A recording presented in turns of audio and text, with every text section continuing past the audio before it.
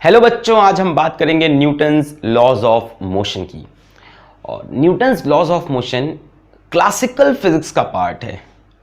ठीक है, मतलब आज हम जो टॉपिक लेने जा रहे हैं आपके लिए, न्यूटन्स लॉज ऑफ मोशन, ये जो अपन टॉपिक लेने जा रहे हैं, ठीक है, जिसको कई बार अपन न्यूटोनियन मैकेनिक्स भी कहते हैं, है ना, न्यूटन के समय की मैकेनिक, न्यूटोनियन, ठीक है, मैकेनिक्स।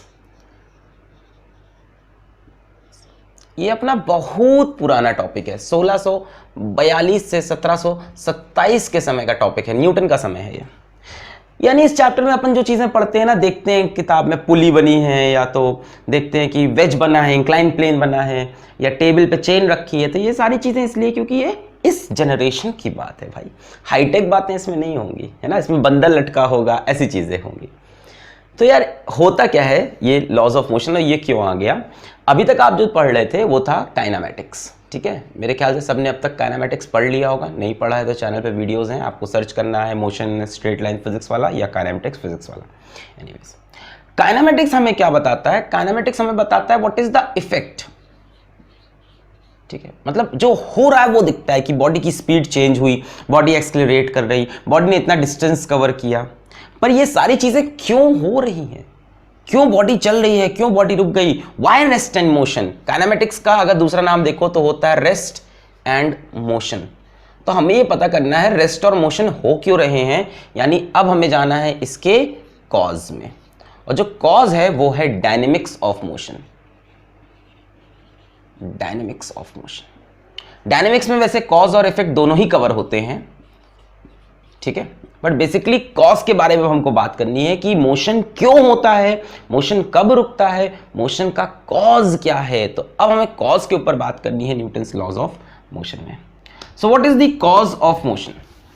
जैसे मान ले भाई, अपने पास कोई एक यहाँ पे ऑब्जेक्ट है, उसका स्पीड है मान ले u, कुछ जुम जुम जुम जुम जुम कुछ हुआ और उसकी स्पीड हो गई v, ठीक। तो यहां से यहां इस बॉडी की स्टेट चेंज हो गई। क्या चेंज हो गई? रिपीट विथ मी, क्या चेंज हो गई? स्टेट चेंज हो गई। ये स्टेट क्यों चेंज हुई? क्यों चेंज हुई हमें कॉज पता करना है। तो स्टेट इसलिए चेंज हुई क्योंकि इसके ऊपर लगा है फोर्स। क्या लगा है? Force. Force is that cause which changes the state of an object. तो ये न्यूटन्स लॉज ऑफ मोशन जो हमारा चैप्टर है, इसमें अपन पूरी बातें करेंगे सिर्फ और सिर्फ फोर्स पे, सिर्फ और सिर्फ फोर्स पे। अगर आप ये चैप्टर आपने किताब में देखा है या कम से कम कहीं देखा है तो आपको पता होगा सिर्फ फोर्स पे पूरा चैप्टर बना है। यानी फोर्स की डिटेल में जाना है, एकदम तरह तरह की फोर्स, फ्री बॉडी डायग्राम्स बनाएंगे, laws of motion, Newton's first law, Newton second law, third law, सबको बारी बारी से पढ़ेंगे और सबके बारी बारी से न्यूमेरिकल सॉल्व करेंगे, ठीक है। तो आज हम इसका इंट्रोडक्टरी लेक्चर ले रहे हैं। सबसे पहला जो चीज हमें डिस्कस कर लेनी चाहिए वो है फोर्स। थोड़ा बहुत आपको बेसिक आइडिया फोर्स पे होगा ही। तो अभी हम क्या बात करते हैं कि फोर्स क्या है। आज के लिए हम क्या बात कर ले? फोर्स एक कॉज है जो क्या करती है? स्टेट को चेंज करती है। फोर्स की यूनिट वगैरह आप लोग को पता है। फोर्स की यूनिट क्या होती है? न्यूटन होती है। और जो फोर्स, ये कौन सी यूनिट है? एसआई। और फोर्स की एक यूनिट और होती है जो सीजीएस यूनिट है। तो सीजीएस यूनिट कौन सी होती है भाई? डायन नहीं डायन नहीं, डाइन, ठीक है।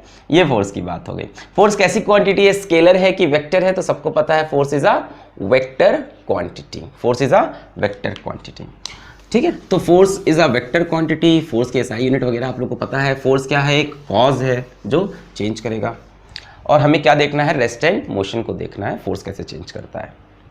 बच्चों एक थोड़ा सा बात कर लेते हैं आपसे टाइप्स ऑफ फोर्सेस पे, किस किस तरह की फोर्स हमें डील करनी पड़ेगी। टाइप्स ऑफ फोर्सेस, तो फोर्सेस कितनी तरह की होती हैं? अनंत प्रकार की। अनंत प्रकार की फोर्सेस हैं यार, मतलब लिखते जाओगे यार खत्म नहीं होगी। देखो, एक फोर्सेस होती है अपनी non contact force, non contact force. अब जब पूरा चैप्टर ही फोर्स पे, तो फोर्स पे तो बातें करेंगे। एक होती है अपनी कॉन्टैक्ट फोर्स, कॉन्टैक्ट फोर्स, ठीक है। कुछ और फोर्सेस भी होती हैं, जैसे हमारी वीक फोर्सेस, वीक फोर्सेस। कुछ हमारी होती हैं न्यूक्लियर फोर्सेस, न्यूक्लियर फोर्सेस, ठीक है। तो अपनी नॉन कॉन्टैक्ट फोर्स कौन सी है? जैसे ग्रेविटेशनल फोर्स है, ग्रेविटेशनल फोर्स, ठीक है। दो ऑब्जेक्ट एक दूसरे को अट्रैक्ट करते हैं। जैसे इलेक्ट्रोस्टैटिक फोर्स है, इलेक्ट्रोस्टैटिक फोर्स, दो चार्जेस एक दूसरे को अट्रैक्ट या रिपेल करते हैं। जैसे मैग्नेटिक फोर्स है, मैग्नेटिक फोर्स भैया क्या, जैसे अपन देखते हैं ना, एक नॉर्थ पोलू होता है, एक साउथ पोलू होता है ना, एक दूसरे को दोनों क्या करते हैं, अट्रैक्ट, या नॉर्थ टू नॉर्थ एक दूसरे को रिपेल करता है। कॉन्टैक्ट फोर्सेस क्या होती हैं, इस पे ज़्यादा चर्चा करनी है हमको। यहाँ से हम सिर्फ इसकी बात करेंगे, ग्रेविटेशनल फोर्स की, इस चैप्टर में, क्योंकि इलेक्ट्रोस्टैटिक और मैग्नेटिक फोर्स हमारे 12th क्लास के सिलेबस में है। ठीक है ना भाई, ठीक है, किसमें है, 12th में। तो अभी तो उसकी बात करोगे नहीं, 11th पढ़ने में हालत ख़राब हो रही है अपनी तो है ना, तो इसकी बातें अपन 12th में करेंगे। ये अपना क्लास 11th में ग्रेविटेशन, और इसके लिए तो आप देख ही रहे हो कि भाई साहब, मतलब ये फोर्स इतनी अच्छी लगी कि इसके लिए पूरा पूरा चैप्टर बना दिया। ले ले तू, आपने देखा होगा ना किताब में ग्रेविटेशन नाम का चैप्टर है, और वो भी किसने दिया है, न्यूटन ने दिया है, लॉ ऑफ ग्रेविटेशन। फिर कॉन्टैक्ट फोर्स आई, जिसके ऊपर बहुत ज़्यादा बात होगी इस टॉपिक में। और कॉन्टैक्ट फोर्स बच्चों बेसिकली हमारी टेंशन फोर्स, सुना है क्या, जो स्ट्रिंग वगैरह में होती है, capital T. Normal reaction, normal reaction सुना होगा, परपेंडिकुलर लगता है, इसके लिए हम यूज करेंगे कैपिटल एन। और स्प्रिंग फोर्स, स्प्रिंग में आने वाली फोर्स, इसको हम बोलेंगे एफएस, या कई लोग बोलते हैं एफएसपी, या फ्रिक्शन फोर्स, फ्रिक्शन फोर्स। तो यहां से हम टेंशन की बहुत बात करेंगे, नॉर्मल रिएक्शन की बहुत बात करेंगे, स्प्रिंग की थोड़ी देर बाद स्प्रिंग की बात करना स्टार्ट करेंगे। आज के लेक्चर में ये नहीं आएगा, और फ्रिक्शन की बात भी अभी काफी टाइम लगेगा फ्रिक्शन तक पहुंचने में। तो बेसिकली अभी हम टेंशन, नॉर्मल रिएक्शन पे डील करेंगे, ग्रेविटेशनल फोर्स से भी डील करेंगे, स्प्रिंग फोर्स से भी डील करना स्टार्ट कर देंगे। बच्चों ये क्या है, वीक फोर्सेस। कॉन्टैक्ट तो समझ रहे हैं ना, जिसमें कॉन्टैक्ट हो, है ना। वीक फोर्सेस क्या होती हैं, जो इंटरमोलिकुलर फोर्स ऑफ अट्रैक्शन होती हैं, जो वांडर वॉल फोर्स पड़ी होगी केमिस्ट्री में कि बहुत ही वीक फोर्स होती है। न्यूक्लियर फोर्स क्या होती है, न्यूक्लियस के अंदर जो फोर्स हो, जैसे एक प्रोटॉन, प्रोटॉन न्यूक्लियस के अंदर साथ में रहते हैं, प्रोटॉन पे पॉजिटिव, प्रोटॉन पॉजिटिव, तो दोनों एक दूसरे को रिपेल करने चाहिए, फिर भी साथ में रहते हैं बिकॉज ऑफ न्यूक्लियर फोर्स। तो न्यूक्लियर फोर्स हमारा क्लास 12th का टॉपिक है, इस पे भी हमें चर्चा नहीं करनी है बहुत ज्यादा। और आप देख रहे हो समय क्या चल रहा है, 1642, 1727, तब न्यूक्लियर फोर्स की बात ही नहीं होती थी। वीक फोर्सेस हमारा केमिस्ट्री का टॉपिक है, तो इस पे भी हमको अभी चर्चा नहीं करनी है। तो अपने की जो बेसिक हमारी बातें हैं, जो हमारा आपसे डिस्कशन होना है, वो ग्रेविटेशनल फोर्स से होना है, टेंशन फोर्स से, नॉर्मल रिएक्शन, स्प्रिंग फोर्स। क्या क्या, gravitational, tension, normal reaction, spring force और फ्रिक्शन बाद में आ जाएगा। ठीक है, तो मैंने टाइप्स ऑफ फोर्सेस थोड़ा आपको बताया। अच्छा, कई लोग इस पे कॉन्ट्रडिक्टरी स्टेटमेंट है, कई लोग बोलते हैं कि यार ऐसा नहीं है, दो ही तरह की फोर्स है, एक कॉन्टैक्ट, नॉन कॉन्टैक्ट। कई लोग बोलते हैं कि यार जो वीक फोर्सेस है, ये कॉन्टैक्ट फोर्स का ही पार्ट होती हैं, क्योंकि कॉन्टैक्ट फोर्स को वो बोलते हैं इलेक्ट्रोमैग्नेटिक इन नेचर है। कैसी है, इलेक्ट्रोमैग्नेटिक इन नेचर। पढ़ना है सब विकिपीडिया पे, मजा आएगा। थोड़ा इंट्रोडक्टरी बातें, ज़्यादा नहीं बात कर रहे इस पर। जैसे अपने स्टीफन हॉकिंग्स हैं, लेट एंड ग्रेट, तो वो क्या चाहते थे, वो चाहते थे कि सारी फोर्सेस को हटा के हम कोई एक फोर्स ले आए जो सारी चीजों को एक्सप्लेन करे, थ्योरी ऑफ एवरीथिंग, कि सब फोर्सेस को हम यूनिफाई कर दें। तो इसके ऊपर भी एक बहुत बड़ा डिस्कशन चलता है, यूनिफिकेशन ऑफ फोर्सेस। बातें हैं यार सब, यूनिफिकेशन ऑफ फोर्सेस में पाकिस्तान का पहला बंदा था जिसको नोबेल प्राइज मिली। अब तो मलाला को भी मिल गई है, पहले अब्दुल समद करके थे, ठीक है। ये फर्स्ट पर्सन था पाकिस्तान को जिसको नोबेल प्राइज मिला था। उन्होंने ये फोर्स बोला था, इसके साथ हम क्लब कर दे रहे हैं। तो बहुत से लोग काम कर रहे हैं कि सारी फोर्सेस को हटा के कोई एक फोर्सेस ले आए, पता नहीं वो कब होगा। अपन चलते हैं वापस 1642 से 1727 ब्लैक एंड व्हाइट जमाने में, अपन वापस पहुंच जाते हैं जहां अपन को होना चाहिए। चलिए डिस्कशन स्टार्ट करते हैं। अपन टाइप्स ऑफ फोर्सेस तो देख ली, अब आइए अंदर अंदर हर फोर्स को पढ़ना स्टार्ट करें। तो बच्चों सबसे पहले ग्रेविटेशनल फोर्स को देख लो। तो ग्रेविटेशनल फोर्स हम अभी बहुत डिटेल में नहीं जाएंगे, ग्रेविटेशनल फोर्स, क्योंकि इसको डिटेल में आपको पढ़ना है जब ये चैप्टर आएगा। ग्रेविटेशनल फोर्स क्या होती है, मान लो यहां पे एक मास m है, ठीक। तो ग्रेविटेशनल फोर्स होती क्या है, weight, gravity, weight of object. इसको अर्थ अट्रैक्ट कर लेगा, इस मास को किधर अट्रैक्ट करेगा, टुवर्ड्स इट्स सेंटर, और वो फोर्स होगी mg। वेट किधर ऐड करता है, वर्टिकली डाउनवर्ड्स, ऐसा मत बोलना। वेट ऐड करता है towards the centre of earth. Wait add करता है किधर, टुवर्ड्स द सेंटर ऑफ अर्थ। कहीं पे भी आप रखोगे मास को तो वो किधर लगेगा, weight towards the centre of earth, ठीक है। ग्रेविटेशनल फोर्स कई बार एग्जाम में इसको kgf में दिया रहता है, तो आपको पता होगा ये kgf में 10 न्यूटन या 9.8 न्यूटन वगैरह, जो भी g की वैल्यू दी हो। g की वैल्यू 10 है तो 10, 9.8 है तो ये ले लेंगे। अच्छा बच्चों, तो ये सबसे पहली फोर्स हो गई वेट की फोर्स, इसकी वजह से ज़्यादा बात नहीं करनी। बाकी ग्रेविटेशनल फोर्स का actual formula g m1 m2 बटे r स्क्वायर। अगर दो मास है m1 और m2 और उनके बीच में डिस्टेंस है आर तो ऐसा लिखते हैं, बट उसके बारे में बात करेंगे जब ये चैप्टर खुलेगा। अभी सिर्फ वेट से मतलब था, ठीक है। तो ग्रेविटेशनल फोर्स देख लिया आपने। अगली फोर्स कौन कौन सी है कॉन्टैक्ट में अपनी, कौन कौन सी थी, कौन कौन सी थी बोलने का भाई? नॉर्मल रिएक्शन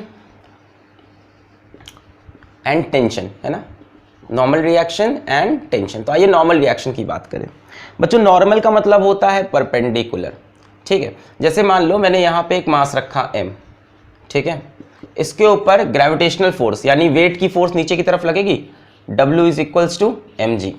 क्या ये मास नीचे गिर रहा है? इसे अर्थ नीचे खींच रही है, पर क्या ये मास नीचे गिर रहा? नहीं गिर रहा। अगर ये नहीं गिर रहा तो इसके ऊपर की तरफ भी एक फोर्स लगी होगी इसके ऊपर, अरे तभी तो रुका होगा। इसको नीचे अगर अर्थ खींच रहा है, ये नहीं गिर रहा, मतलब कोई इसे संभालने के लिए ऊपर फोर्स लगा रहा होगा। कौन लगा रहा है? ये सरफेस। ये सरफेस इस पे ऊपर की तरफ क्या लगा रहा? Normal reaction. और ये नॉर्मल रिएक्शन कैसा होता है? Perpendicular to surface. So normal reaction कैसा होगा हमारा? परपेंडिकुलर टू सरफेस, या बच्चों स्पेसिफिकली बात करें तो perpendicular two point of contact. Point of contact. Normal reaction बच्चों कब आता है? जब आपके पास कॉन्टैक्ट हो दो बॉडीज में। क्या हो? कॉन्टैक्ट हो, ठीक है। 99% केस में आता है, कई बार नहीं आता, मतलब जीरो हो जाता है कई बार, ठीक है। तो 99% केसेस में अगर बॉडी के बीच में कॉन्टैक्ट है, अगर क्या है? कॉन्टैक्ट, तो क्या लगेगा? Normal reaction. बच्चों जैसे इस सरफेस ने मास m पे नॉर्मल रिएक्शन लगाया, वैसे ही मास m इस सरफेस पे भी क्या लगाएगा? Normal reaction. क्योंकि फोर्स किस में अकर होती हैं? पेयर में। Forces always exist in pair. कौन सा लॉ? न्यूटन का थर्ड लॉ, ठीक है। पढ़ेंगे आगे, अभी इसकी बात नहीं कर रहे हैं। तो जैसे इसने इस पे नॉर्मल रिएक्शन है, इसने इस पे कैसे लगेगा? परपेंडिकुलर। जैसे मान लो मैं यहाँ पे एक स्फेरिकल बॉल बना लूँ और इसके ऊपर यहाँ पे इस जगह पे मैंने एक मास m रखा, ठीक है। अब मेरे को बताओ नॉर्मल रिएक्शन कैसे लगेगा इस पे? ये सरफेस है, सरफेस के परपेंडिकुलर। खास बात ये है बच्चों कि सर्किल में जो भी नॉर्मल रिएक्शन होता है वो सेंटर से जरूर पास करता है। सर्किल में आप किसी भी पॉइंट पे परपेंडिकुलर बनाओगे तो वो कहाँ से पास करेगा? उसके सेंटर से। जैसे मान लो हम यहाँ मास m रख दे तो इस पे आप बनाओगे नॉर्मल रिएक्शन, और ये किससे पास करेगा? सर्किल के सेंटर से। इसी तरह से ये मास m स्फीयर के ऊपर नॉर्मल रिएक्शन लगाएगा, ये वाला मास m स्फीयर के ऊपर नॉर्मल रिएक्शन लगाएगा। So normal reaction is always perpendicular to surface. जैसे मान लो हम यहाँ पे इंक्लाइन प्लेन ले लें, ठीक है, मैंने इंक्लाइन प्लेन ले लिया, ठीक है। अच्छा, यहाँ मान लो मैंने मास रख लिया m। अब बताओ इस पे नॉर्मल रिएक्शन कैसे लगेगा? इंक्लाइन प्लेन के सरफेस के परपेंडिकुलर। ये नॉर्मल रिएक्शन सरफेस ने लगाया किस पे? मास m पे। इसी तरह से मास m लगाएगा किस पे? सरफेस पे। दोनों कैंसिल नहीं हो जाएंगे, दोनों अलग अलग बॉडी पे लग रहे हैं। नॉर्मल रिएक्शन ये वाला सरफेस ने लगाया है m पे, और ये वाला m ने लगाया है सरफेस पे, ठीक। तो नॉर्मल रिएक्शन क्लियर है, सरफेस के परपेंडिकुलर बनाना है, ठीक है ना। अच्छा, दूसरी फोर्स अपनी कौन सी है? टेंशन फोर्स, है ना।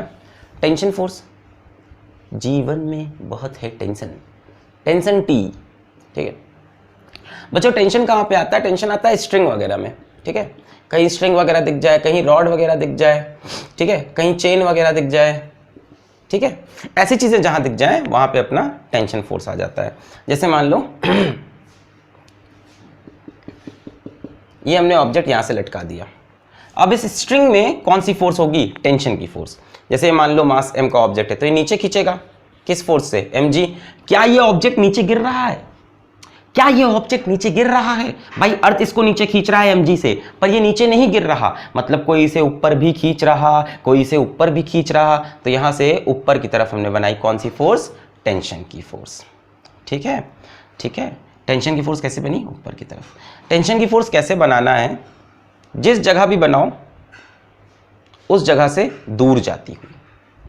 जैसे मान लो यहां पे एक मास m है, इसको मैं फोर्स F से इधर खींच रहा, मैंने स्ट्रिंग को फोर्स F से इधर खींचा, तो मास m को कौन सी फोर्स खींच रही? आपने स्ट्रिंग को खींचा, स्ट्रिंग खींचेगा मास m को, तो स्ट्रिंग में कौन सी फोर्स है? टेंशन। मास m से दूर जाती हुई।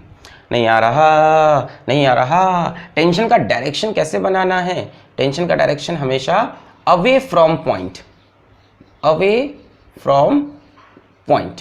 चलिए एक और देखते हैं, एग्जाम्पल देखते जाइए, आता जाएगा समझ में। मान लीजिए यहाँ पे एक मास m है, यहाँ पे एक दूसरा मास है इसको बोल देता हूँ m1, इसको बोल दिया m2, दो मासेस ले लिए। ध्यान से देखिएगा, मान लीजिए हमने इधर से फोर्स लगाई, ठीक है। तो यहां से फोर्स खींच रही, इसको कौन खींचेगा? टेंशन। तो मैंने यहां टेंशन बना लिया T, अवे फ्रॉम पॉइंट। अच्छा, अब इधर अंदर आओ, अंदर भी यहां भी टेंशन होगा अवे फ्रॉम पॉइंट। M2 पे टेंशन लगेगा इधर, M1 पे टेंशन लगेगा इधर, M2 पे अवे फ्रॉम M2, M1 पे अवे फ्रॉम M1। नहीं आ रहा। और ये टेंशन अलग होगा। जैसे इसको मैं बोल सकता हूं T1, string change, tension change. क्या बोला रे मैं? स्ट्रिंग चेंज, टेंशन नहीं लेने को, टेंशन को सीखने को। String change, T change. जब जब स्ट्रिंग चेंज होगी तब तब टी चेंज। देखो यहाँ पे स्ट्रिंग अलग थी, ये दूसरी स्ट्रिंग है, तो tension change. And tension is always away from point. Away from point को एक तरह से और समझ सकते हो, विच इज नोन एज छाता कंसेप्ट। ठीक है, छाता कंसेप्ट। छाता कंसेप्ट क्या कहता है कि तुमको जहां पे भी टेंशन बनानी है, ठीक है, उस ऑब्जेक्ट पे तुम बैठ जाओ, है ना, इस मास पे तुम बैठ जाए। अरे मैं बैठ गया रे। अब यहां से तुम एक छाता खोल दो। क्या खोल दो? छाता। तो देखो छाता कैसे खुलेगा, इस तरफ ऐसे खुलेगा। जैसे यहाँ पे तुमको मान लो टेंशन बनानी है इस ऑब्जेक्ट के लिए, तो यहाँ तुम बैठ जाओ और यहाँ बैठ जाके तुम छाता खोल दो, तो छाता ऐसे ही खुलेगा इधर। तुम्हें यहाँ पे इस तरफ टेंशन बनानी है, यहाँ बैठ जाओ और यहाँ पे छाता खोल दो, ऐसे बनेगा। इस तरफ बनाना है तो इस तरफ छाता खोल दो, टेंशन। तो जहाँ पे भी तुमको टेंशन बनाना है वहाँ पे तुम बैठ जाओ, यहाँ पे तुम बैठ जाओगे और बैठ के अपना छाता खोल दोगे। जिस तरफ छाता खुलेगा वही टेंशन का डायरेक्शन होगा। या अवे फ्रॉम पॉइंट याद रखो, जैसे तुमको सही लगे, जैसे तुम्हें अच्छा लगे वैसे तुम याद रखो। तो हमने दो फोर्सेस की बात की आपसे, नॉर्मल रिएक्शन और टेंशन। और बहुत अलग अलग केसेस भी बन सकते हैं। मैंने तो आपको बहुत ही बेसिक सा केस दिखाया था। जैसे मान लो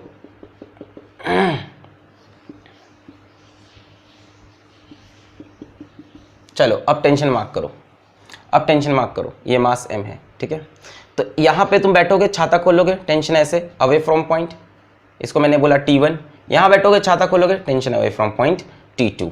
सर ऐसा क्यों बनाया अलग अलग क्यों? क्योंकि स्ट्रिंग चेंज तो टेंशन चेंज हो गई। और इस पे कौन सी फोर्स लगेगी? नीचे की तरफ mg। अभी उसकी बात तो करनी नहीं है, टेंशन की बात। अच्छा, इस जगह पे टेंशन का डायरेक्शन क्या होगा? इधर होगा T1। यहाँ डायरेक्शन क्या होगा? इधर T2, अवे फ्रॉम पॉइंट। अब कुछ बातें और समझो। Tension remains same until string remains same, और ये सब तब तक होगा, जैसे मैंने यहां भी T1 बनाया, यहां भी T1, जब तक स्ट्रिंग सेम है, टेंशन सेम। ये सब तब तक होगा जब तक हमारे सिलेबस में मासलेस स्ट्रिंग हो। कौन सी हो? मासलेस स्ट्रिंग हो, ठीक है। तो मैक्सिमम टाइम हमको मासलेस स्ट्रिंग ही देता है। आगे हम पढ़ेंगे मास वाली स्ट्रिंग भी, अभी बहुत बेसिक बात कर रहे हैं। तो मैक्सिमम टाइम मासलेस स्ट्रिंग होगी। मासलेस स्ट्रिंग में टेंशन क्या रहेगा? सेम, है ना। मतलब तुम जितने सवाल करोगे अपने पूरे 1-2 साल में, उसमें से 90% सवाल में टेंशन तब तक सेम रहेगा जब तक स्ट्रिंग सेम है, क्योंकि हमारी स्ट्रिंग कैसी होगी? मासलेस होगी, फ्रिक्शनलेस होगी, और बाकी सब चीज़ें बढ़िया होंगी, मस्त। ठीक है, समझ में आ रहा? चलिए मैं 1-2 क्वेश्चन आपको देता हूँ, अब आप उसमें टेंशन और नॉर्मल रिएक्शन का डायरेक्शन मार्क करेंगे। चलिए सब लोग कॉपी पेन निकाल लें।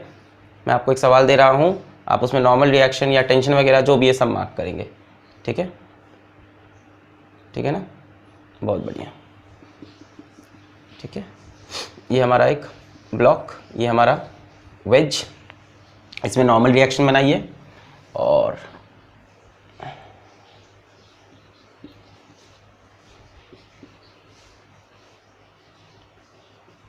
इसमें टेंशन बनाइए। चलिए, ये मास m1, ये मास m2।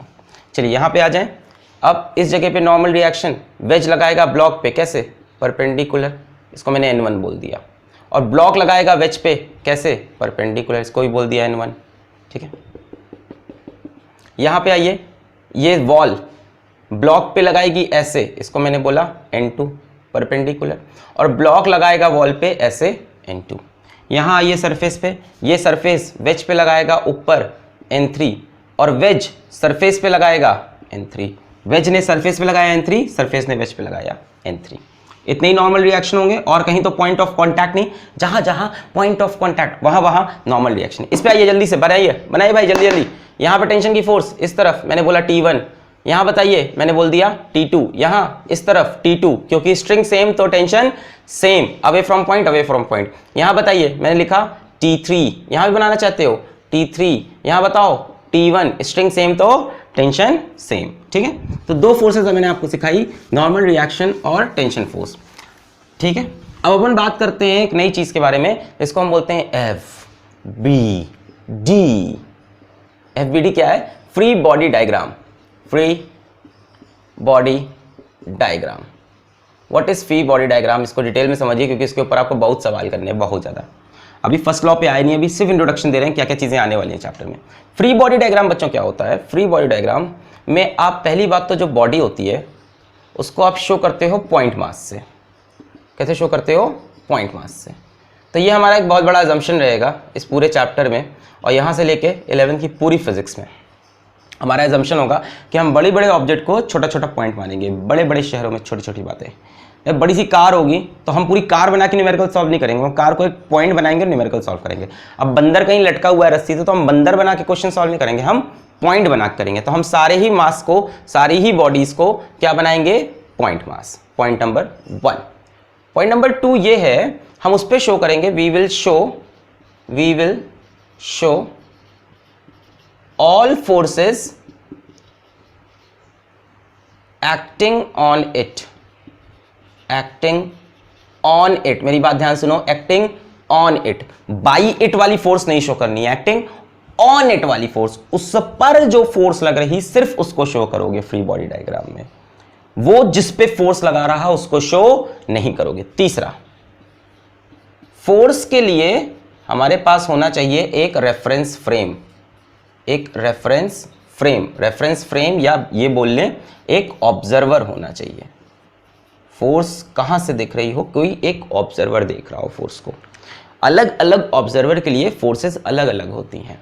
तुम्हारे लिए एक ऑब्जेक्ट पे हो सकता हो 3 फोर्स लग रही हो, और मैं अगर किसी और फ्रेम में बैठा हूं, मैं एक दूसरा ऑब्जर्वर हूं, मेरे लिए हो सकता हो उस पर 4 फोर्स लग रही हो। फोर्स डिपेंड करती है, मेरी बात ध्यान से सुनो, force, number of force depend करती है ऑब्जर्वर पे। तो सही ऑब्जर्वर चुनना होगा। मोस्ट ऑफ द टाइम हम वो ऑब्जर्वर चुनेंगे जो ग्राउंड पे होगा। कहां पे होगा? ग्राउंड पे। Most of the time ground वाले ऑब्जर्वर को हम बोलते हैं इनर्शियल फ्रेम। सुना है क्या? इनर्शियल, नॉन इनर्शियल, थोड़ी देर में इस पे बात करने वाले हैं हम जब लॉ ऑफ इनर्शिया पढ़ाएंगे। तो मैक्सिमम टाइम हम ग्राउंड का observer, maximum, not every time, maximum time हम ग्राउंड का ऑब्जर्वर उठाएंगे। कई बार हमको पता है फ्रेम के अंदर घुसना पड़ेगा, नॉन इनर्शियल, और वो ऑब्जर्वर भी देखना पड़ेगा, और उसके हिसाब से फोर्सेस ड्रॉ करेंगे, और वही फोर्स शो करेंगे जो बॉडी पे एक्ट कर रही हो, और बॉडी को पॉइंट मास दिखाएंगे। अरे बात हो गई, आओ चलो देखते हैं क्या बोल रहा था इतनी देर से। जैसे मान लो यहाँ पे एक ब्लॉक रखा है मास m का, तो पहली बात इस ब्लॉक की जगह मैंने बनाऊंगा एक पॉइंट। अब इस पे फोर्स बताओ, एक नीचे की तरफ mg ब्लॉक पे, और ऊपर की तरफ नॉर्मल रिएक्शन, ऊपर की तरफ नॉर्मल रिएक्शन। जो फोर्स ब्लॉक पे लग रही बस वही शो करो। जैसे ब्लॉक सरफेस पे क्या लगाएगा? नॉर्मल रिएक्शन, तो ये फोर्स शो नहीं करनी। एक्टिंग ऑन इट, ब्लॉक पे कौन सी लग रही है? mg और n, तो मैंने उसको ड्रॉ कर लिया। कहां से देख रहे हैं हम? ग्राउंड फ्रेम से देख रहे हैं। कहां से देख रहे हैं? ग्राउंड फ्रेम से। ठीक है, तो बॉडी को पॉइंट मास से दिखाओ, सारी फोर्सेस को शो करो एक्टिंग ऑन इट, और किसी एक फ्रेम से पकड़ो फोर्स को, किसी एक फ्रेम से पकड़ो। जैसे मान लो अपन जैसे मान लो अपन अपना ये क्वेश्चन ले लेते हैं। आओ देखो, ठीक, ये मास m है, इस पे लगने वाली सारी फोर्सेस को शो करिए आप। तो इस पे कौन कौन सी फोर्स लग रही है? एक तो वर्टिकली डाउनवर्ड लगेगी mg, और एक ऐसे लगेगा नॉर्मल रिएक्शन। तो मैंने मास m को पॉइंट बना लिया, क्या लगा इस पे? नॉर्मल रिएक्शन, और वर्टिकली डाउनवर्ड में क्या लगा? Weight mg। कहां से देख रहे थे? ग्राउंड से देख रहे थे। इस डायग्राम को हम बोलते हैं फ्री बॉडी डायग्राम। क्या बोलते हैं? क्या बोलते हैं? चलिए मेरे साथ बोलिए, क्या बोलते हैं? क्या बोलते हैं? Free body diagram. क्या बोलते हैं? Free body diagram. ठीक है, एक और बनाएंगे फ्री बॉडी डायग्राम, एक और बनाएंगे। चलिए बनाइए। एक चिक्र का आ गया, पुली का सवाल आ गया। बड़े दिन से वेट कर रहे थे ना, कुछ दिन बाद बोर हो जाओगे। पुली देख के कहोगे कितना पुली रे। चलो, m1 m2 और पुली तीनों का FBD बनाओ। m1 m2 और पुली तीनों का क्या बनाओ? FBD बनाओ। पॉज करके खुद से बनाओ। चलो भाई स्टार्ट करते हैं। m2 पे ऊपर की तरफ एक फोर्स टेंशन, नीचे की तरफ m2 पे क्या लगेगा? m2g इसका वेट। m1 पे नीचे की तरफ m1g इसका वेट, ऊपर की तरफ टेंशन। टेंशन सेम रहेगी कि डिफरेंट? हम आपको बोलते हैं पुली कैसी है? मासलेस। पुली कैसी है? मासलेस। तो स्ट्रिंग क्या रह गई? सेम। स्ट्रिंग सेम तो टेंशन सेम। जब तक सिलेबस में बोले कि पुली मासलेस है, पुली मासलेस है, पुली फ्रिक्शनलेस है, कैसी है, फ्रिक्शनलेस है, मासलेस है, तब तक पूरी स्ट्रिंग में टेंशन सेम होगा। तो यहां पे भी टेंशन T, ठीक है। अच्छा, तो M1 का हम बनाए डायग्राम, तो M1 को मैंने डॉट से दिखाया, M1 नीचे की तरफ M1G, ऊपर की तरफ टेंशन T, और कोई फोर्स इस पे लग रही है नहीं। ये हो गया FBD इसका free body diagram, free body diagram. M2 को इधर बनाए, ये डॉट M2, M2 पे नीचे की तरफ M2G, ऊपर की तरफ टेंशन T। पुली को बनाते हैं ये, तो पुली को कौन कौन खींच रहा होगा, इधर से टेंशन लग रही होगी, कैसे बनाया, अवे फ्रॉम पॉइंट, या तो पुली पे बैठ के छाता खोल दो, जिस तरफ देखना इस तरफ देखना था ऐसे, यहां बनाया अवे फ्रॉम पॉइंट, इस पुली से अवे, तो यहां पे भी टेंशन T। और एक ये स्ट्रिंग भी है, इस पे भी टेंशन लगेगा। अब इस तरफ टेंशन का डायरेक्शन क्या होगा, ऊपर की तरफ। अब इस टेंशन को मैंने बोला T1, चेंज कर दिया भाई, क्योंकि अब स्ट्रिंग चेंज हो गई है, ये स्ट्रिंग पुली से बंधी है। टेंशन का डायरेक्शन समझ में आ रहा है कि नहीं, यहां से देखा तो यहां से अवे, यहां से देखा तो यहां से अवे, यहां से देखा तो यहां से अवे। तो ये पुली का FBD मैं यहां बना रहा हूं। पुली को कैसे बनाओगे, पॉइंट से नीचे की तरफ इधर T, इधर भी T, ऊपर की तरफ T1, और क्योंकि पुली मासलेस है तो कोई mg नहीं आएगा। तो मेरे ख्याल से आपको समझ में आ गया होगा what is free body diagram, कि बॉडी को पॉइंट मास से दिखाओ, उस पर लगने वाली सारी फोर्सेस को रिप्रेजेंट कर दीजिए।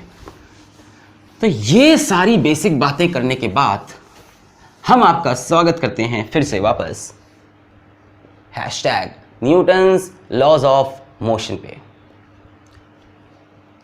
बात करते हैं न्यूटन्स फर्स्ट लॉ की। अब किसकी बात करेंगे अपन, अब बात करने जा रहे हैं अपन न्यूटन्स फर्स्ट लॉ, न्यूटन का प्रथम लॉ। पहले अध्याय में श्रीमान न्यूटन ने हमसे कहा कि यदि किसी बॉडी पे लगने वाली नेट फोर्स 0 है, यदि किसी बॉडी पे लगने वाली नेट फोर्स 0 है, तो उस पे लगने वाला नेट एक्सेलरेशन 0 होगा, जिससे कि बॉडी की स्टेट चेंज नहीं होगी, बॉडी की स्टेट चेंज नहीं होगी। अगर किसी बॉडी पे नेट फोर्स 0 है, फोर्स 0 नहीं, नेट फोर्स हो सकता है उस पे 1 2 3 4 5 कई फोर्सेस लग रही हो, पर vector F1 plus vector F2 plus vector F3 सभी फोर्सेस का जो सम है, जो कि निकालना आपने सीखा है वेक्टर चैप्टर में, अगर वो 0 है तो बॉडी पे नेट एक्सेलरेशन 0 होगा, जिसकी वजह से बॉडी की स्टेट चेंज नहीं होगी। स्टेट चेंज नहीं होगी मतलब जो बॉडी रेस्ट पे है, a body at rest will remain at rest, a body in motion will remain in motion. सुना होगा ना क्लास 9th में ये चीज, है ना। इसको हम लोग न्यूटन्स फर्स्ट लॉ को कैसे स्टेट करते हैं, 1 2 3, everybody continues in state of rest और uniform motion and external forces applied. इसको स्लो करके सुन लेना है, ठीक है। तो अपने को डेफिनेशन नहीं मतलब है, जो बॉडी रेस्ट पे वो रेस्ट पे रहेगी, जो मोशन में है वो मोशन में रहेगी, अगर उस पर लगने वाली नेट फोर्स 0 है। अच्छा, मोशन है तो मोशन में रहेगी। इसमें ये बात भी ऐड करनी चाहिए हमें कि कांस्टेंट वेलोसिटी से, कांस्टेंट वेलोसिटी, जो बॉडी मूव कर रही है वो कांस्टेंट वेलोसिटी से मूव करती रहेगी। अगर किसी बॉडी पे लगने वाला नेट फोर्स 0 है और बॉडी मोशन में है, तो वो कांस्टेंट वेलोसिटी से मोशन रहेगी। मतलब ना ही उसका स्पीड चेंज हो सकता है, ना ही उसका डायरेक्शन चेंज हो सकता है। जिस स्पीड से चल रही थी उसी स्पीड से चलेगी, जिस डायरेक्शन में चल रही थी उसी डायरेक्शन में चलेगी अगर नेट फोर्स 0। जो चीज़ रुकी है वो रुकी रहेगी अगर नेट फोर्स 0 है, जो चीज़ चल रही है वो चलती रहेगी with the same speed and in the same direction, या ये बोल दो with the constant velocity. An object in motion will remain in motion with constant velocity. उसका ना स्पीड चेंज होगा ना direction. This is Newton's first law. बस यही तो था। न्यूटन्स फर्स्ट लॉ बात कर रहा है जब बॉडी पे नेट फोर्स 0 होती है। बच्चों, नेट फोर्स 0 का फिजिक्स में एक और नाम दिया गया है जिसको हम बोलते हैं इक्विलिब्रियम।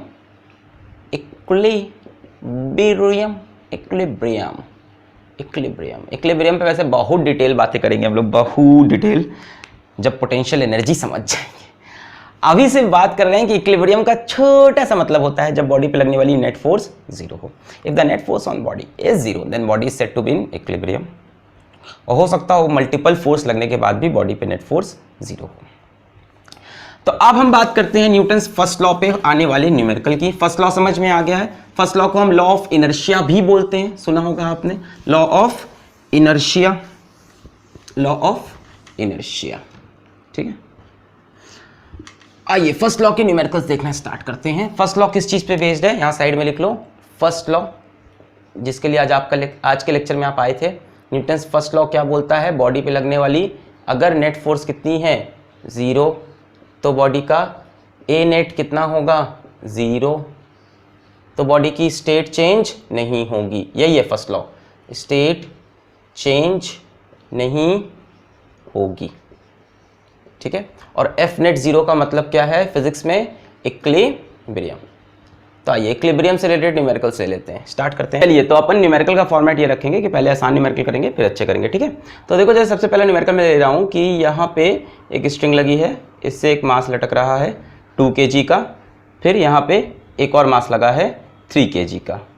ठीक है, हमसे पूछा है इन दोनों स्ट्रिंग में टेंशन फाइंड करना है, फाइंड टेंशन इन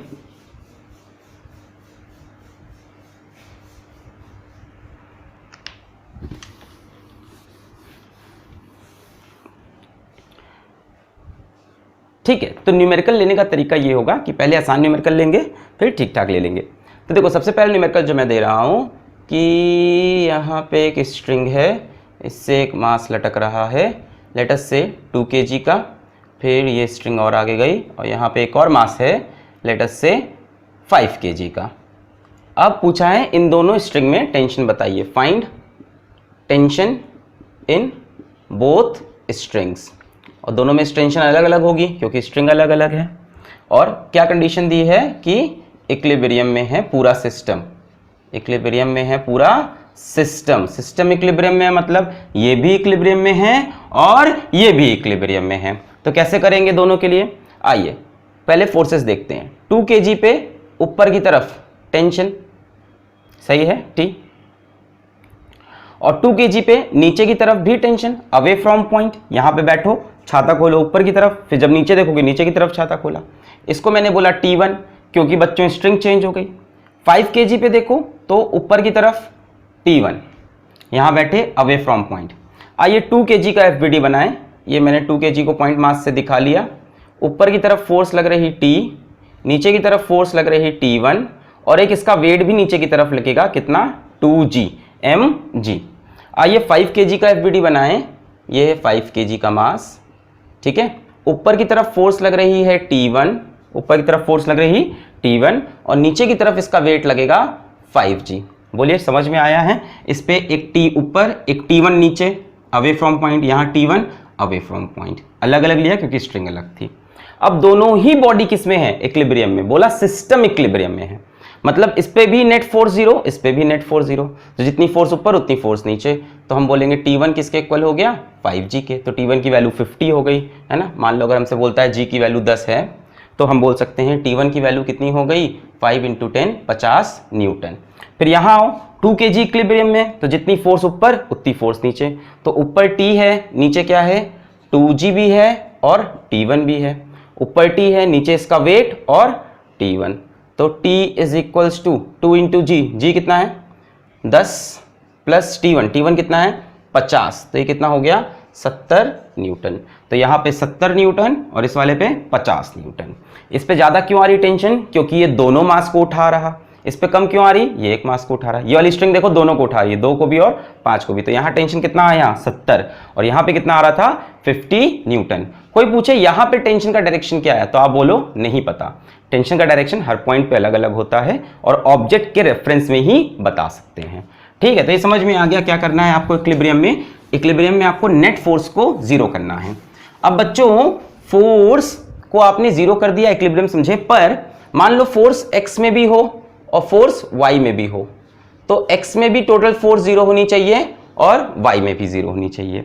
अगर नेट फोर्स 0 है तो फोर्स x में भी 0 होगी, y में भी 0 होगी, इनफैक्ट z में भी फोर्स 0 होगी।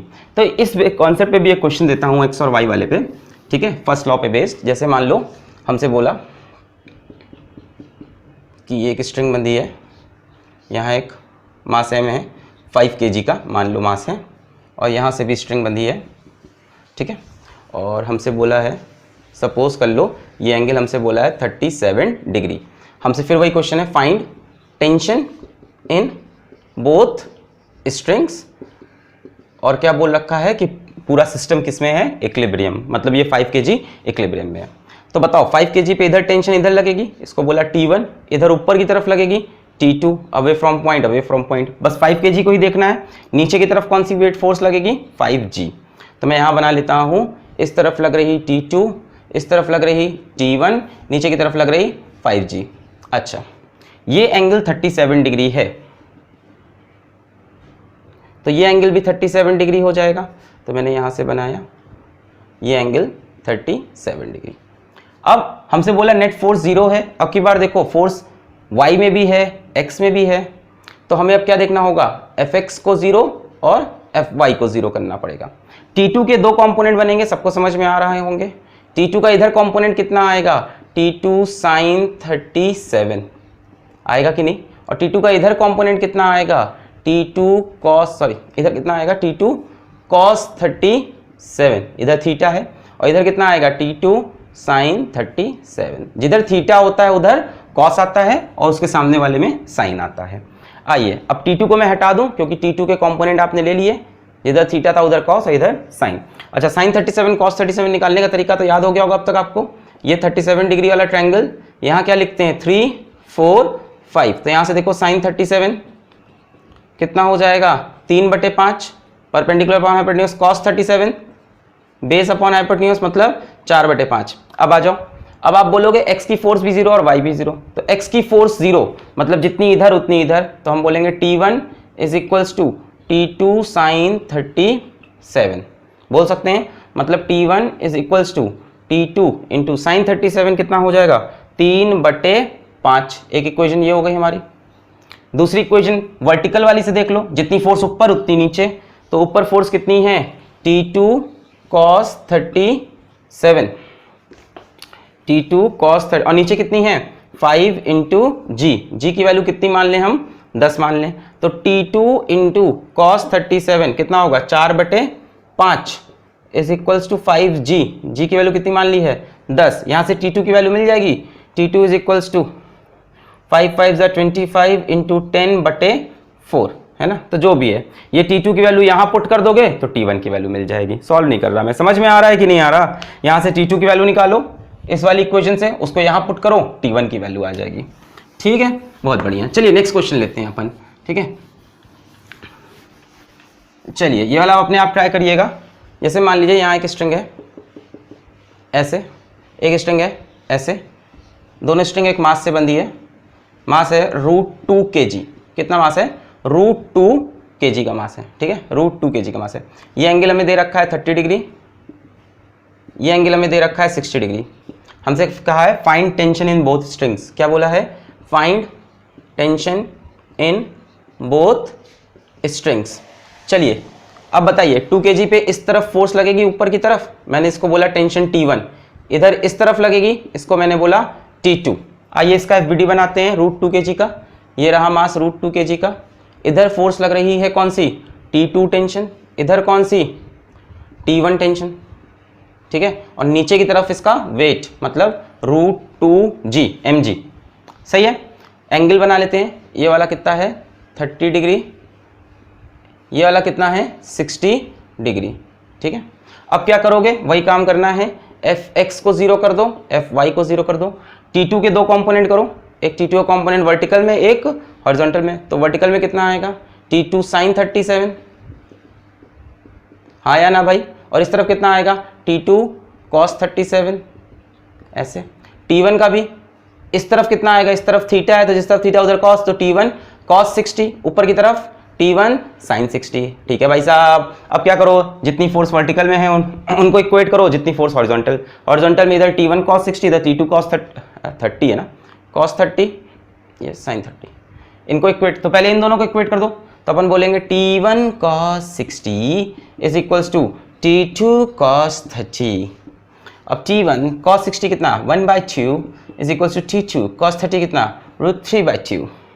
cos 30 कितना होता है, √3/2, तो 2 से 2 कट गया, तो T1 is equals to √3 T2।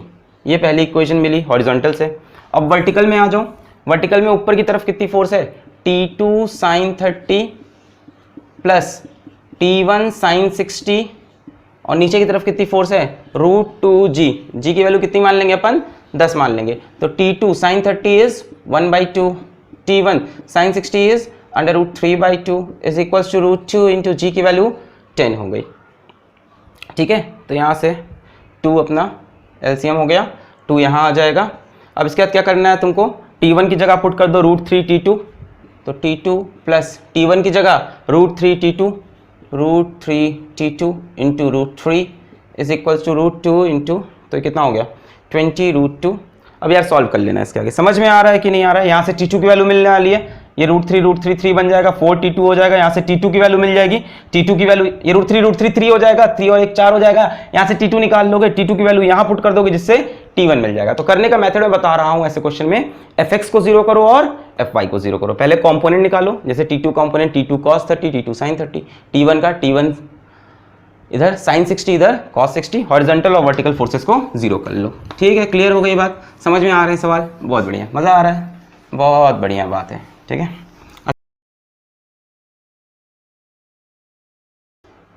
एक इंक्लाइन प्लेन का सवाल देख लेते हैं।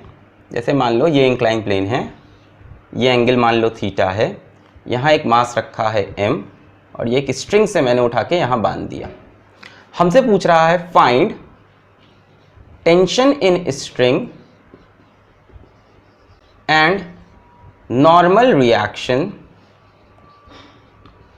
On mass m if m is in, क्या बोल देगा साथ में, इक्विलिब्रियम। ये वर्ड यूज करेगा तभी आप फर्स्ट लॉ यूज करोगे। अच्छा, मास m पे फोर्स बताओ, नीचे की तरफ इसका वेट mg, इधर tension T away from the point, इस पे बैठ के छाता खोल दिया। नॉर्मल रिएक्शन इस सरफेस के परपेंडिकुलर। तो मैं इसका FVD बनाऊँ m का, ये रहा मास m, इस पे टेंशन लग रही इस तरफ, नॉर्मल रिएक्शन इस तरफ और नीचे mg। इन दोनों के बीच में एंगल कितना है, 90। नॉर्मल रिएक्शन सरफेस के परपेंडिकुलर, टेंशन सरफेस के अलॉन्ग। अब हम क्या करेंगे, अब टेंशन का इधर कंपोनेंट, नॉर्मल रिएक्शन का इधर कंपोनेंट, ये नहीं करेंगे। ध्यान से सुनो मेरी बात, इंक्लाइन प्लेन के केस में हम अपनी XY एक्सिस चेंज कर देते हैं। हम किन्हीं भी दो एक्सिस को यूज कर सकते हैं XY की तरह, किन्हीं भी दो एक्सिस को यूज करते हैं XY की तरह अपने कंफर्ट के हिसाब से। ठीक, बस कंडीशन इतनी है कि उनके बीच में एंगल 90 डिग्री होना चाहिए। तो यहां पे देखो इन दोनों के बीच में एंगल 90 डिग्री है, तो मैंने इस एक्सिस को बोल दिया x एक्सिस, ये जो लाइन है, और इसके परपेंडिकुलर को y, मतलब ये हो गई x, ये हो गई y। फायदा क्या हुआ, टेंशन देखो इसी रास्ते पे है, टेंशन इसी रास्ते पे है, हाँ या ना, नॉर्मल रिएक्शन इस रास्ते पे है, हाँ या ना, इस सरफेस के परपेंडिकुलर। अब एक ही फोर्स बची mg जो इस रास्ते पे नहीं है। फायदा ये हुआ कि अब एक ही फोर्स बची जो इस रास्ते पे नहीं है, नॉर्मल रिएक्शन भी है इसी पे, टेंशन भी है, तो mg के दो कंपोनेंट निकाल लो, एक इस तरफ एक इस तरफ, mg कैंसिल। अच्छा, ये थीटा, ये 90, ये कितना होगा 90 माइनस थीटा होगा। तो mg का इस तरफ कंपोनेंट कितना आएगा, एंगल कितना है 90 माइनस थीटा, मतलब this angle is 90 minus theta. ये पूरा एंगल 90 होगा, हाँ कि ना भाई, इनके बीच में एंगल कितना है 90, नॉर्मल रिएक्शन टेंशन कितना एंगल है 90, तो ये एंगल भी 90 होगा, तो ये कितना हो जाएगा थीटा। भाई ये 90 माइनस थीटा, तो ये थीटा। तो mg का इधर कंपोनेंट कितना आएगा, कितना आएगा, जहां एंगल थीटा होता है उधर कंपोनेंट कितना आता है mg cos थीटा, और इसके परपेंडिकुलर में कितना आ जाएगा mg sin थीटा। तो इस बात को आप चाहो तो याद रखो कि इंक्लाइन प्लेन में mg को हम यूज ही नहीं करेंगे, हम यूज करेंगे mg के दो कंपोनेंट, एक अलोंग द इंक्लाइन कितना mg sin थीटा, एक परपेंडिकुलर टू इंक्लाइन कितना mg cos थीटा। अब देखो क्वेश्चन आसान लग रहा, टेंशन को किसके बराबर कर देंगे mg sin theta, normal reaction को mg cos थीटा, सवाल खत्म। यहां से अब mg को हटा दो क्योंकि mg के कंपोनेंट ले लिए, ये थीटा ये 90, बचा हुआ 90 माइनस थीटा, यहाँ बनाया, फिर ये पूरा 90, ये 90 माइनस थीटा, तो theta mg cos theta mg sin theta. अब बोल रहा है कि हमसे इक्विलिब्रियम में है, तो यार ये फोर्स इसके बराबर, ये फोर्स इसके बराबर। अब इसको यूज ही मत करो, हमने ये डायग्राम यूज कर लिया, यहाँ से स्क्वायर कर दो। अब बोलो अगर इक्विलिब्रियम में है तो ये इसके बराबर, ये इसके बराबर, मतलब normal reaction is equals to mg cos theta and tension is equals to mg sin theta, and that my friend is the answer. Clear हो गई बात? क्लियर हो गई? बहुत बढ़िया। चलिए आगे बढ़ते हैं, आगे बढ़ते हैं और अगला सवाल लेते हैं अपन। जैसे मान लो हमको सवाल दिया कि फिर से ये इंक्लाइन प्लेन है, इस पे ऊपर पुली बांध दी मैंने, यहाँ एक मास है सपोज कर लो 5 kg का, ठीक है, ठीक है, यहाँ एक मास लटक रहा है 3 kg का, 3 kg 5 kg, ये एंगल है theta. If the system is in equilibrium, if the system, system मतलब दोनों masses, is in equilibrium, equilibrium मतलब net force 0, find theta T and normal reaction. T मतलब टेंशन इन स्ट्रिंग, एन मतलब normal reaction. क्या बोल रखा है? System equilibrium पे। तो आइए फोर्सेस देखते हैं। 5 kg पे फोर्स कौन कौन सी लगेगी? एक इधर लगेगी। अब इस 5 kg पे कैसे देखनी है? इधर कौन सी? 5g sine theta. अभी हमने बात की है ना कि m है तो इधर mg साइन थीटा, और इस तरफ बोलो mg cos theta, 5g cos theta. इसकी आदत डालिए। अब इंक्लाइन प्लेन पे जैसे ही कोई मास हम दिखे तो इस तरफ mg साइन थीटा, इस तरफ mg कॉस थीटा। यहाँ पे क्या आएगी? टेंशन T, और क्या लगेगा इस पे? नॉर्मल रिएक्शन N लगेगा। तो आइए 5 kg का हम लोग एक वीडियो बनाते हैं। 5 kg, अच्छा क्या क्या फोर्स है? ऐसे नॉर्मल रिएक्शन, ऐसे 5g कॉस थीटा, ऐसे टेंशन, ऐसे 5g साइन थीटा। अब क्योंकि ये इक्विलिब्रियम में है तो n किसके इक्वल होगा? 5g cos theta. t किसके इक्वल होगा? 5g sine theta. पिछली बार भी यही आ रहे थे answer. Along the incline mg sine theta, perpendicular में mg कॉस थीटा। mg दिखाने की अब जरूरत नहीं है क्योंकि mg तो कैंसिल हो गया। अब 3 kg पे आओ। 3 kg पे नीचे की तरफ लगेगा इसका वेट 3g, ऊपर की तरफ tension T। Tension will remain same क्योंकि पुली हमारे केसेस में कैसी होती है? मासलेस, स्ट्रिंग भी मासलेस, तो यहाँ पे tension away from point T। अब इसका FBD बनाओ 3 kg का।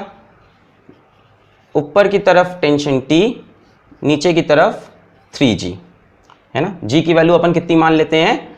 10 मान लेते हैं। अब बोलो अगर ये इक्विलिब्रियम में है तो t किसके इक्वल होगा? 3g, g की वैल्यू 10, तो t is equals to 30 newton. t की वैल्यू मिल गई, यहाँ पे पुट कर दो। तो t की जगह हमने रख दिया इस इक्वेशन में, t की जगह रख दिया 30 is equals to 5 into g की जगह 10 इंटू साइन थीटा। ये t की वैल्यू यहाँ पुट की, यहाँ से ये कैंसिल, यहाँ से देखो sine theta, sine theta is equals to 3/5, 3/5, है ना। तो 3/5 याद होगा आपको, फेमस ट्रायंगल है ना। 3/5, 3, 5, 4, ये एंगल कितना होगा? 37 डिग्री। इसका साइन 37 देखो क्या आएगा? 3/5 परपेंडिकुलर अपॉन हाइपोटेन्यूज, मतलब थीटा जो है उसकी वैल्यू कितनी है? 37 डिग्री। ठीक है, और क्या बचा? Normal reaction. टेंशन मिल गया 30 न्यूटन, थीटा मिल गया 37 डिग्री, या sine theta is equal to 3/5 पे भी आंसर छोड़ सकते हैं। अब क्या निकालना है? नॉर्मल रिएक्शन कितना है? 5g cos theta. तो you can find normal reaction easily now.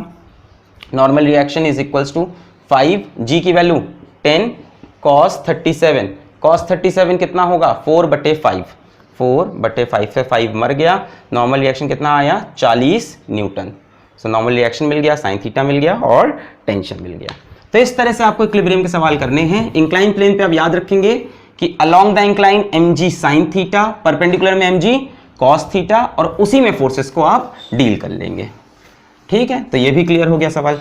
चलिए क्वेश्चन करते हैं ब्लॉक ओवर ब्लॉक वाला। ब्लॉक ओवर ब्लॉक, यहाँ पे एक ब्लॉक लगाया हमने और सपोज कर लो इस ब्लॉक का मास है कैपिटल M। इसके ऊपर एक और ब्लॉक रख दिया जिसका मास है स्मॉल m।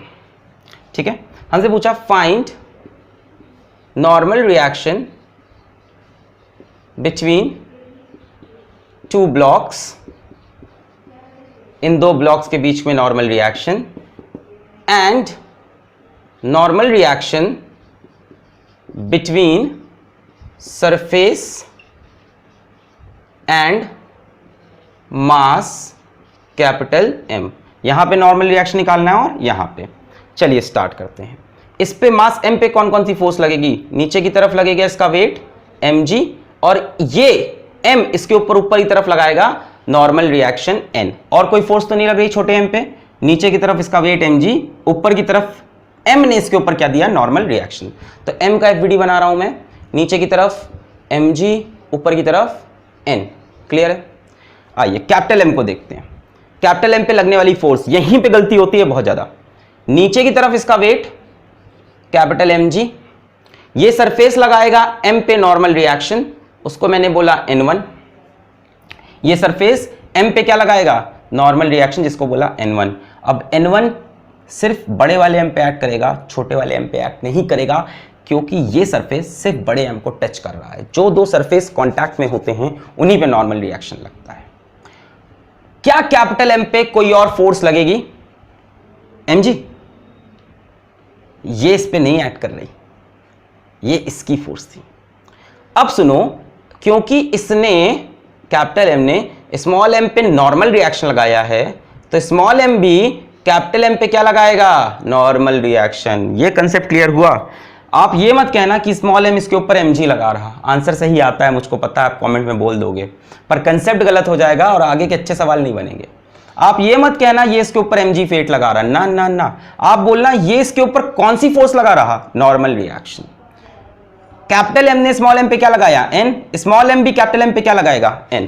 तो अपन कैपिटल M का FBD बनाते हैं। यहाँ पे कैपिटल M का FBD, नीचे की तरफ इसका वेट mg, ऊपर की तरफ नॉर्मल रिएक्शन जो सरफेस लगा रहा N1, और एक नॉर्मल रिएक्शन नीचे की तरफ जो स्मॉल m इस पे लगा रहा, जिसको बोला N। ध्यान सुनो, ये mg जो फोर्स है ये स्मॉल m पे एक्ट कर रही है, कैपिटल M पे नहीं। स्मॉल m कैपिटल M पे एक ही फोर्स लगाएगा, जो कि कौन सी है? Normal reaction. चलिए, ये इक्विलिब्रियम में है, पूरा सिस्टम इक्विलिब्रियम में है, दिया हुआ है, तो n किसके इक्वल हो जाएगा? mg के। फिर यहां आइए, ये भी इक्विलिब्रियम में कैपिटल M भी, तो ऊपर की तरफ फोर्स कितनी है? N1, नीचे की तरफ N plus capital mg। So N1 is equals to, N की वैल्यू कितनी है? mg प्लस कैपिटल mg, जिसको हम लिख सकते हैं m plus m into g। So the normal reaction between surface and mass m कितना आ रहा? m plus m into g। Normal reaction between two blocks, small n, sorry, normal reaction between two blocks, ये वाला n, N1 क्या था? Surface और इसके बीच में, ये वाला n कितना आ रहा? Between two blocks mg।